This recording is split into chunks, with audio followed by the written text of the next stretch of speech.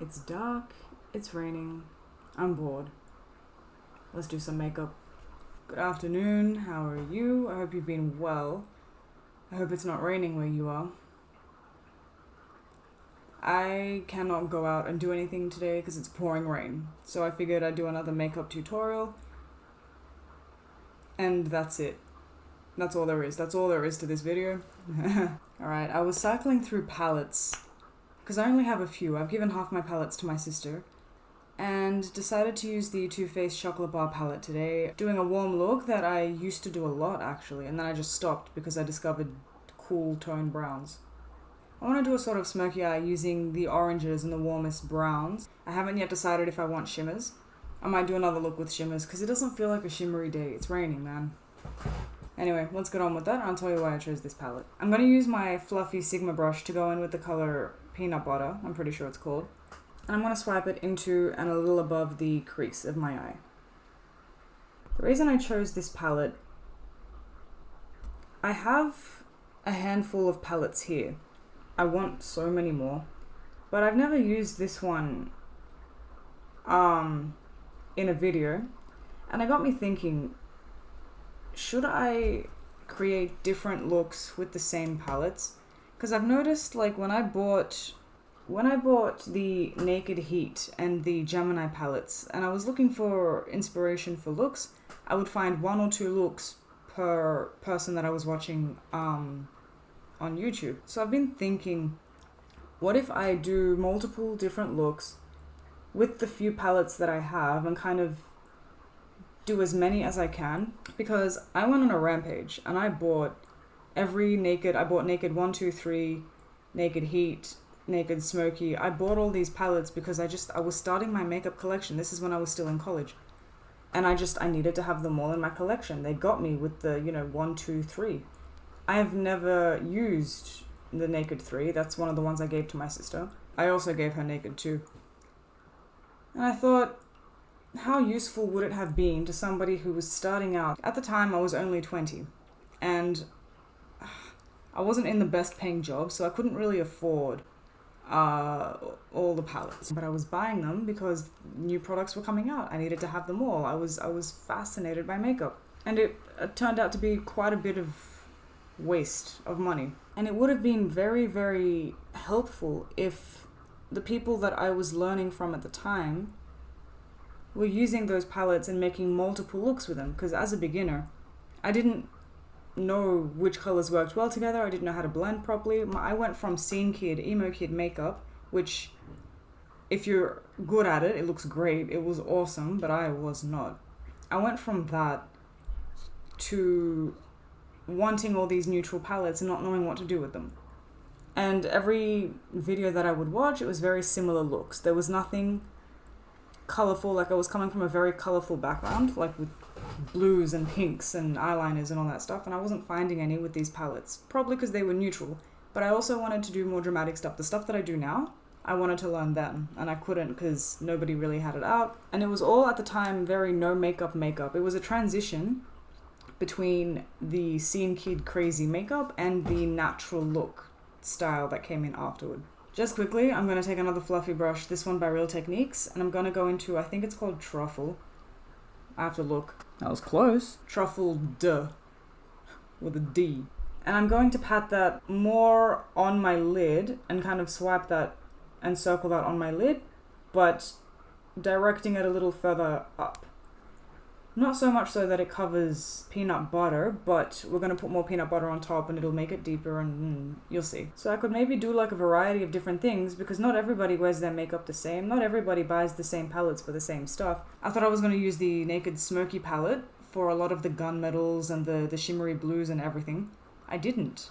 I've done a gunmetal look once. Anyway, I ended up using all the neutrals, so I still have the shimmers and the shines and the glitteries from that palette. I've never used them. I've never touched them.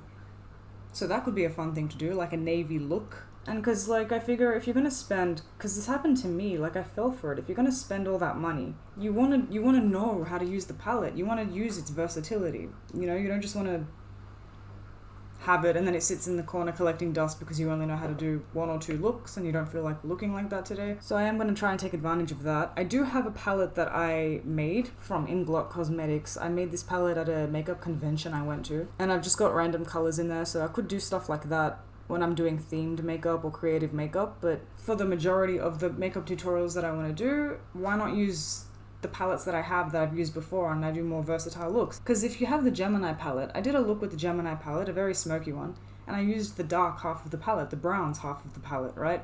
If I use the greens, whole different color spectrum. But those greens can be used in so many ways. You can do so much with that palette, and I haven't. So I am going to try and do more of that, and hopefully I can help someone use their palette to the fullest that they can, or that I can come up with, and I'll see how that goes. Alright, I've gotten this to where I want it. It looks all messy now. We are going to go back in with it. These kind of looks are best done in layers, so it's the best we can do for now. What I'm going to do is go in with Licorice with a flathead brush. I keep calling it a flathead brush, like I want to say flathead shark. It's a flat brush. Damn. Sometimes I put like a base on it, like a cream base or an eyeliner base. I'm not going to do that with this one, because I want to see how the shadows work on their own. I've never actually done it this way before. Ah, cool. Anyway, I'm going to tap that on the lid like as close to the lash line as possible, not taking it too far out, just kind of making it as opaque as I can, just by blotting it, and hopefully avoiding any fallout this way as well. Do I have fallout? No. Good start. And because I'm doing both eyes simultaneously, I'm going to take the same brush that I went in with Truffled, and I'm just going to blend this one out a little bit. This one I'm going to do in little circle motions, trying to keep it as close as I can to the eyelid. It will get lighter as you blend it out, but we don't want to take this too far up. We're going to keep going back in and blending and doing it all that way, but I don't want to take it too far up because if you're new here, hi, I have a semi-hooded eye. And it ruins all of my efforts. And at this point, I'm going to go back in with Truffled. I'm going to go back and forward a lot with this. Smoky shadows, they're tedious when you want to do them right. Like, they take a lot of back and forward. So I kind of blot Truffled back in there in that crease and bring it down now towards the black to deepen that black as well. And keep smoking it out. Just to see what happens as well. I'm taking peanut butter again on that first brush. Yeah. And kind of brightening that orange a bit and blending that together. Alright, now I'm going to try and maneuver my way around my hood here. Darkening just that center portion of the eye, dabbing it once again, just blotting it on top of that eyelid, and taking that same fluffy brush that I have from Real Techniques and just kind of buffing that out a little bit. I used to do this look all the time, but at the time I had the Urban Decay, what's it called? Eyeshadow primer? I forgot if that's what it's actually called, but that's what I used to use, and it was working like, I don't know, sometimes it was easy to use, sometimes it was difficult. I've stopped using that because I just kind of use concealer now. But I used to do this look all the time with that, and it was always my favorite. I don't know why I stopped doing it. Oh yeah, because I discovered cool shadows. So now what I'm doing is I'm going back into Truffled, and I'm trying to reshape the black with Truffled here. Because if you notice, I don't know if you can see it, when my eye is closed, it's not a smooth blend, because when my eye is open, it creases over that. That's why I used the paint pot. It was so everything could sit in place. The reason I didn't want to go in with the base, like with the black base underneath this, is because when I do that, the black sticks to that, and then it goes up onto this part of my eye, and I didn't want it to, and I just can't clean it, and I do spend a lot of time playing around with Truffled because it's not too dark. It's between peanut butter and licorice that I'm using. It darkens peanut butter and it also kind of brings a little warmth to licorice. It's just really upsetting having that hood sometimes, knowing it's not going to blend well, and ugh. I'm going to take a really itty bitty brush and just take licorice closer to the, what's this called? It's not a waterline. The lash line. Thank you. Shit. Just to darken it as much as I can. Should I go in with eyeliner? I always go in with eyeliner. What was I saying? Oh yeah, it's kind of, it's annoying and it's tricky when you have that. I'm assuming having a hooded eye is a lot harder. Mine's only half the hood. Because when I look down into my mirror, it looks fine. But when I look up, it's different. It's, just kind of bring that out a little more. I'll fix that up a little later. And then I use circular motions what this does is it kind of, while spreading out the truffled color a little more, it brings the black up and the orange a little down. So hopefully later when I darken it, it'll have that smoother transition. And I say smoother because it's hard work, man. And again, if it gets too dark, I just bring peanut butter back in and go over it a little more. Alright, what I've had to do is bring those darker colors up a little at the brow bone, kind of like how I do my eyeliner, because or else it was too hidden. I'll tell you this, if you are just starting out though, smoky looks that you have to blend a lot with, and it's not just color application, it's blending. Smoky looks are going to be your best friend. And then when you go into classic eyes, you learn more about shaping and structure. The camera stopped recording and I don't know what I was saying. Something about classic eyes and structure. Yeah. Different eye looks it's like different levels of difficulty. Smoky shadows shouldn't be difficult, but they are, depending on your eye shape. Difficult for me. See, at this point, all I'm doing is just trying to make it as even as possible, knowing that it's probably not going to look that way. Alright, I'm going to do the lower lash line part now. I'm taking the same brush, you see. That same fluffy brush, I'm going to go in with peanut butter and just line that entire bottom lash line. And I'm going to bring this out like extra, so we actually have a chance at seeing that color. If we don't bring it out extra, then there's no point. Basically just take my entire under eye bag region. On the plus side, it hides the under eye bags. With a dense pencil brush, I go in with Truffled and I underline that entire portion as well, but closer to the lash line, blending it a bit, but not as extreme as we were blending out peanut butter. So with this color, I'd say messy application is fine, because we are going to keep blending everything out. It's the black color, it's Licorice, that we're going to go very close with. Man, it looks so scary. This is great. And we're going to bring this out, but because my fluffiest brush couldn't get the entire point, I'm going to drag in like swipey motions. I'm going to try and make that point, and then bring that point kind of down. When that's as dark and as smoked out as you want it, you go in with Licorice. Alright, to go in with Licorice, I take a very narrow... It's not my thinnest angle brush, but it's a pretty thin angle brush, because angle brushes are the easiest to control. And I bring that so close to the lash line that I'm going to make this face. Just make sure that your brush is under the lashes, and then you can push those lashes up to avoid any kind of trauma to the eye, because once the eyes start watering and they start leaking on the outer parts of it, you are not going to get shadow to stick. No matter what you do, it'll not stick. My blending of this color, I'm not blending it out. I'm blending it exactly where I've placed it. And then when I reach the outside, I kind of try and make that as smooth as possible, that blend. For looks like these, winged liner is absolutely optional.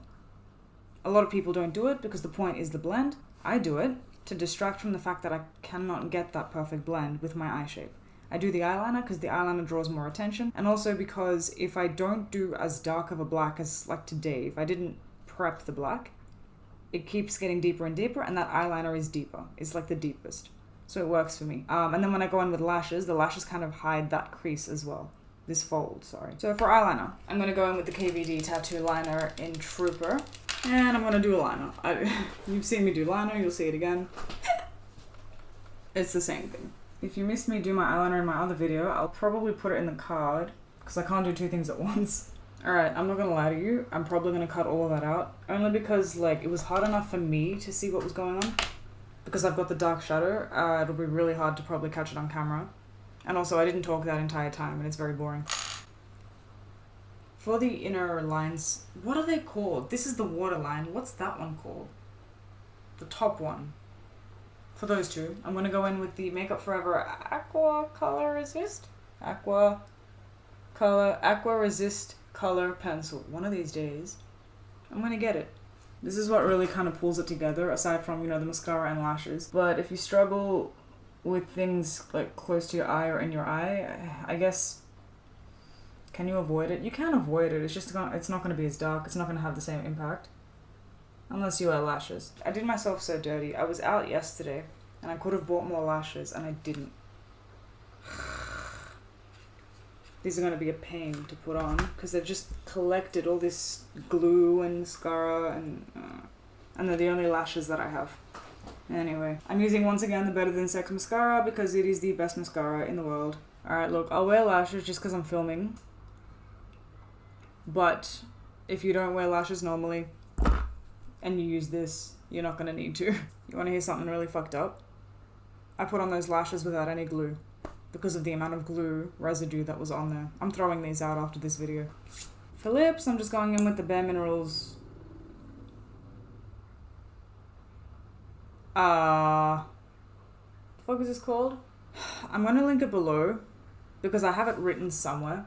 It just says Bare Minerals and then Groovy. It's like buttercream something. Okay. I would like to apologize for looking like this. The humidity came in and was like, hey man, I live here now. And my hair is now curly. It was straight. So I've done the best I can with like a high ponytail. So this is the final look using the Semi-Sweet Chocolate palette by Too Faced Cosmetics. Listen, it's a dark look. I like dark looks. And with the blending, it's something that with a semi-hooded eye or a hooded eye, you need to just keep doing. You need to spend time doing it, which is a lot of the reasons that I don't always do smoky eyes. If I do a smoky eye, typically I'll do maybe one color because you can't go wrong with that. It's like a one color deepening thing and then I'll soften it out with another color and that's it. But for a look like this where it's layered, I've got 3 colors going, 4 if you include the highlights. It's a bit tedious. I don't even know when I started, so I can't tell you what time it is now that I finished. But, you know, it's finished. I am going to continue to do more looks with palettes I've already used. So I hope that's something that's interesting enough. I hope that I can teach more with the palettes, because you're paying a lot of money for these palettes. In Australia, the naked palettes were like $88 each.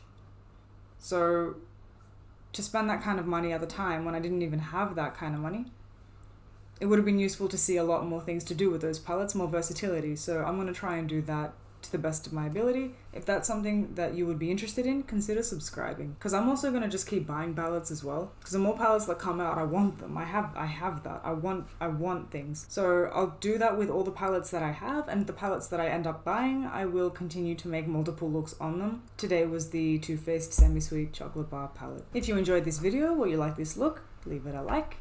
And stay tuned for what's coming. I have a lot of palettes. I don't know. I have a lot of ideas. That's all from me today. I hope you enjoy the rest of your week, and I'll see you in the next one. Bye. I'm supposed to do that later. Just quickly, I'm going to take another fluffy blah, blah, blah, blah, blah. Did I already say that? No, that's the wrong brush!